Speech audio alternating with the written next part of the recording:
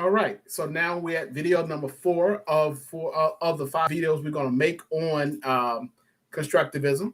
So in this video, we actually wanted to kind of talk about the PAR model. So as you see on the screen, the PAR model consists of three parts. Is I talk about the present phase, the apply phase, and the review phase. So this model is the work of educator and author Geoff Petty, and he actually published this model in his book called Teaching Today. So here, Petty talks about how the three different phases of present, apply, and review are used. So in the present phase, and I do want to preface this by showing that Petty actually dedicated a certain percentage of curriculum time to each one of these phases. So in the present phase is actually 35% of the curriculum time. The largest portion is the next phase, which is the apply phase, which is actually 60% of the curriculum time. And the remaining 5% is the actual review phase. So when we're talking about the present phase, this is where the students actually presented with the knowledge and concepts and skills by the instructor or teacher or whatever, to include the theories and explanations. So pretty much that is the information going out. And again, how that information disseminated it could be in a number of different ways: lecture, videos, you name it. I mean, just the information simply being presented at this point. So here so as we kind of move through that process of presenting, the students pretty much receives that information. The next phase is where the actual student will actually apply that information. Again, this is 60% of the actual instructional time. In this phase, the student actually carries out some sort of activity that requires them to actually employ or use the material that has been presented. In other words, they're learning by doing. Okay, this is where the actual student actually demonstrates they actually understand the concepts that they actually were presented. And again, this is if we kind of think of this in the constructivist sense, this is where that information actually translates to knowledge, as the student actually pretty much solidifies those concepts in their mind and actually builds knowledge based on, again, as we talked about, the mental conversion from information to knowledge. In this phase, errors and omissions are normally identified and discovered. The students can correct those, identifies and corrects these errors in a number of different ways, through self-correction as they kind of move through the reading and trying to apply those concepts or whatever, and they realize, well, that doesn't match here, so it has to be some other way, and they may discover another way of doing those things. They could actually discover these things by teacher feedback.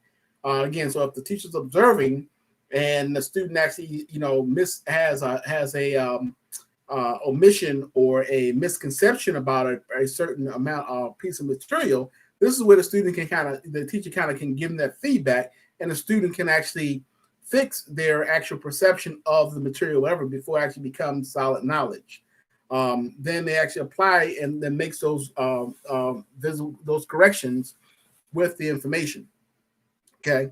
So lastly, we're looking at the review phase. So in the review phase is where the key points are confirmed and emphasis is made on explanations, and the actual linking actually takes place itself, as we said. So we actually have the presentation, then we have the application where they actually kind of can do it or whatever. Again, we're learning by doing, and that final review phase is when actually that final linking is done.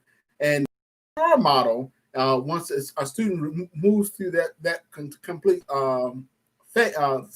complete model, the information now becomes knowledge and strengthen and actually continues to strengthen the actual students' ability to actually do that conversion as they move through the model. And again, it depends on the subject matter. Some of them will move pretty quickly. They kind of can read it, apply it, and then automatically got the concept down. And there's some other things that they may have spent a little bit more time on. So either way, as we're looking at this, the PAR model does fit in. So when we look at how does the PAR model fit with constructivist. So let's look at it like this. Let's take this scenario where a student is actually doing, a classroom is actually doing the flipped classroom.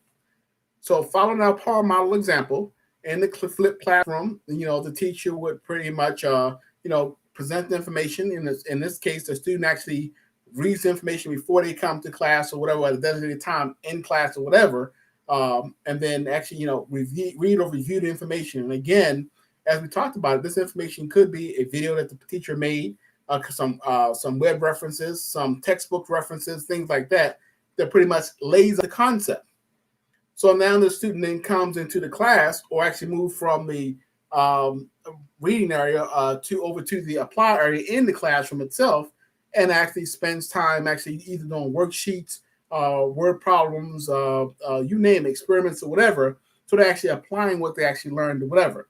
Now this is where 60% of the time, and this is where we want our teachers actually engaged here in this phase, because we want them to actually assess that student as they learn, as we just talked about before. They're going to assess as they apply those skills or whatever to determine if that student has properly understood those concepts and can properly apply those concepts. So the student has done that. So let's say at the end of the apply phase, in this case, the student does some type of experiment, or a group does some sort of experiment. At the end, that group has to present their findings or whatever. And this would actually move them into the review phase. So now the group gets up and says, hey, we found out that this works this way or whatever. And the student actually, and the teacher actually, highlights the points as they do that, or at the end kind of summarizes that piece, and that gives them the actual review phase. So this model works very, very well with the constructivist theory and the actual flipped classroom, as we just discussed. So the last thing we want to do is we want to kind of give an example of that PAR model in that flipped classroom. So please stand by for that.